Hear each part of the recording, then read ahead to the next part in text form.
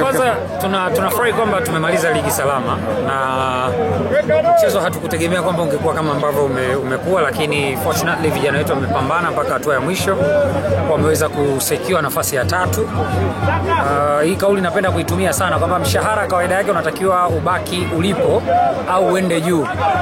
Mshahara hutaki kushuka chini, lakini bahati mbaya kwetu kwa msimu huu ni kwamba mshahara umeshuka kutoka nafasi ya 2 msimu mmoja nyuma mpaka nafasi ya 3 msimu huu. Sio kile ambacho tulikilenga, lakini tumekuwa na alama 63, tofauti ya alama 6 pungufu kutoka msimu ule mmoja nyuma. Sio mbaya, nafikiri ni namna bora tu ya kujiandaa na kufanya arrangements za kuwa na wakati mzuri kwa msimu ujao. Kwa nini? Tatizo lilikuwa ni nini? Hakuna tatizo, kwa sababu ni mpira. Na football iko hivyo. Unapojiandaa wewe ndio unapojiandaa na wengine. Maandalizi unayofanya wewe kama timu ndio timu zingine zinafanya hivyo hivyo.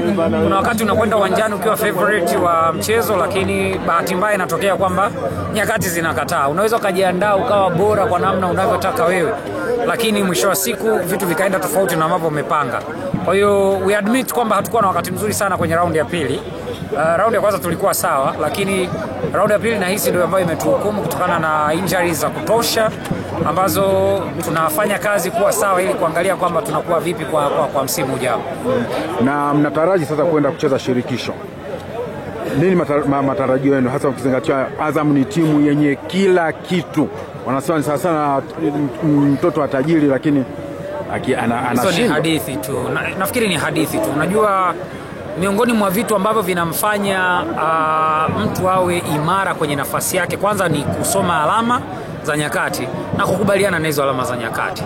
Kwa hiyo sisi miongoni mwa aim ambazo tumeziweka kwa msimu huu, kwanza ni kuanza kambi mapema ya maandalizi ya msimu ujao, lakini tunafanya maboresho mazuri kwenye nafasi ambazo tunahisi zimepelea kwenye timu yetu, na kutokea hapo ndio tutakuwa na mwangaza huko ambako tunaenda. Lakini tuahidi tu kwamba tuko sawa, tumejiandaa vizuri.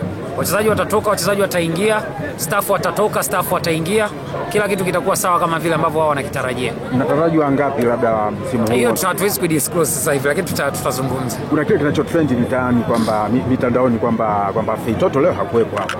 Lakini mitandaoni anaonekana kwamba amesinya upande wa Yanga Afrika. Hizo ni hadithi tu za mtandaoni. Faisal hajasafiri na sisi bahati mbaya, kwa sababu ana kadi 3 za njano ambazo alipata kutoka mchezo uliopita, lakini haiwazishi kwa sababu upana wa kikosi chetu ndio huu ambao watu wameuona kwamba tumefanya rotation kubwa na watu wamedeliver. Kuhusu kusaini sehemu nyingine, sisi kama club tutatoa official statement, lakini as we speak hakuna offer kutoka nje wala ndani ya Tanzania ambayo iko ndani ya klabu yetu, na hakuna chochote ambacho kimezungumzwa kuhusu mkataba wa Faisal.